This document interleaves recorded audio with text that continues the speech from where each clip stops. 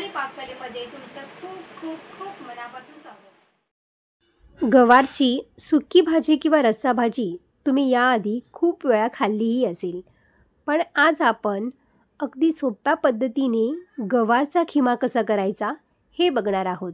लहान मुलांना सहसा गवारची भाजी आवडत नाही किंवा तुमच्या घरी कोणाला गवार आवडत नसेल तर अशा पद्धतीने तुम्ही गवारचा खिमा करून दिलात ना तर एक चपात्याऐवजी 2 चपात्या खाल्ल्याशिवाय राहणार नाहीत, इतकी ही चविष्ट लागते।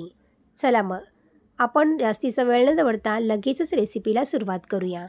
तर इथे मी गवार तोडून घेतलेली आहे, त्याचे जे दोरे असतात ना ते तोडून घ्यायचे आहेत। एकदम बारीकसुद्धा नाही केले तरीही चालेल। ही गावठी गवार घेतलेली आहे मी। गवार स्वच्छ पाण्याने धुवून घ्यायची आहे, त्यातमध्ये पाणी ठेवायचं नाही आहे। ती पूर्ण कोरडी करून घ्यायची आहे, नंतरच मिक्सरमध्ये आपल्याला ह्याला फिरवून घ्यायची आहे। आणि त्यानंतर इथे मी 2 मिरच्या घातलेल्या आहेत, 1 इंच आलं आणि 4 ते 5 आपल्याला लसूण पाकळ्या घालायच्या आहेत।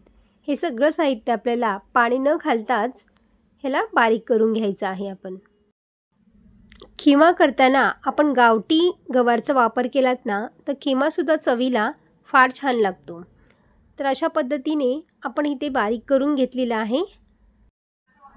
इथे मी गॅसवरती कढई ठेवलेली आहे। कढईमध्ये आपल्याला तेल घालायचं आहे। तेल छान गरम झाल्यावरती यामध्ये इथे मी मोहरी घातलेली आहे, जिरं घालायचं आहे आणि भरपूर असा लसूण घालायचा आहे। तर इथे मी लसूण पाकळ्या ज्या घातलेल्या आहेत ना ते इथे 7 ते 8 लसूण पाकळ्या बारीक कट करून घेतलेल्या आहेत, त्या यामध्ये ॲड करायच्या आहेत। लसूण या भाजीमध्ये खूप छान लागते, त्यामुळे आवर्जून जास्त थोडा लसूण घातलात नाही भाजीमध्ये, त्याची टेस्ट आणखीन जास्त छान वाढते। 2 कांदे इथे मी उभे पातळ कापून घेतलेले आहेत, ते याच्यामध्ये सोनेरी रंग होईपर्यंत छान परतून घ्यायचे आहेत। गॅसची आपल्याला फ्लेम स्लो ठेवायची आहे। स्लो गॅसवरतीच आपल्याला कांदा छान परतून घ्यायचा आहे। त्याचबरोबर इथे कांदासुद्धा तयार झालेला आहे।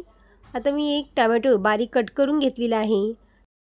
टोमॅटो पटकन शिजावा यासाठी आपण याच्यावरती मीठ घातलेलं आहे, म्हणजे टोमॅटो आपला पटकन मऊसूत एकदम शिजून येईल बघा।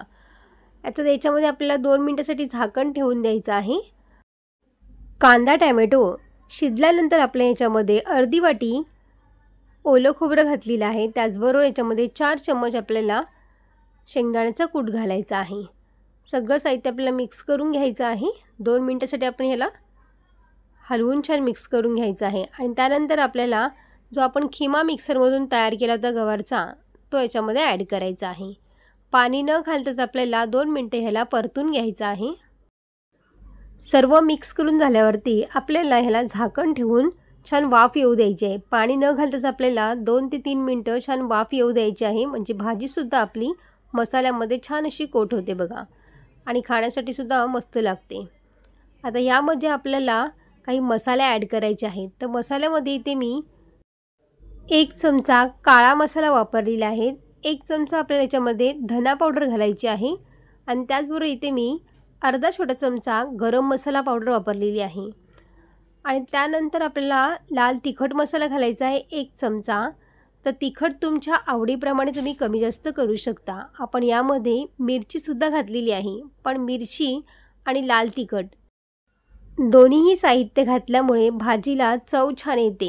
आता याच्यामध्ये आपल्याला कोमट पाणी घालायचं आहे, थंड पाणी घालायचं नाही आहे, थोडंसं कोमट करायचं आहे, नंतरच भाजीमध्ये ॲड करायचं आहे। भाजी शिजल्यावरती याचा कलरसुद्धा खूप छान येतो, त्यामुळे कोमट पाणी घालून ह्या तरी फार सुंदर येते, त्यामुळे कोमट पाण्याचा वापर आपल्याला करायचा आहे। आता पाणी घातल्याने ह्याच्यावरती 2 मिनिटं झाकण ठेवून आपल्याला भाजी शिजवून घ्यायची आहे। तर तुम्ही इथे बघू शकताय बघा, याचा कलर बघा, फार सुंदर आलेला आहे कलर बघा, एकदम छान याची तरी सुटलेली आहे, त्यामुळे हा खिमासुद्धा खाण्यासाठी अगदी चवदार तयार झालेला आहे आपला। आणि आपण सिक्रेट मसाला म्हणजे याच्यामध्ये काळा मसाला घातलेला आहे, त्यामुळे याची चव फार सुंदर येते। तर आपला खिमा इथे तयार झालेला आहे। वरून बारीक केलेली कोथिंबीर घालायची आहे। तर तुम्ही बघू शकताय बघा, खिमा आपला तयार झालेला आहे।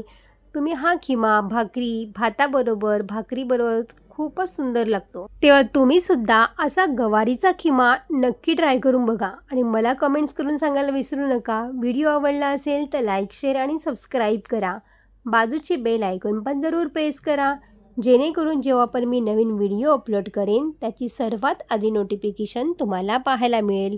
पुन्हा भेटू अशाच एका नवीन रेसिपीमध्ये. तोपर्यंत मस्त खा आणि स्वस्त रहा.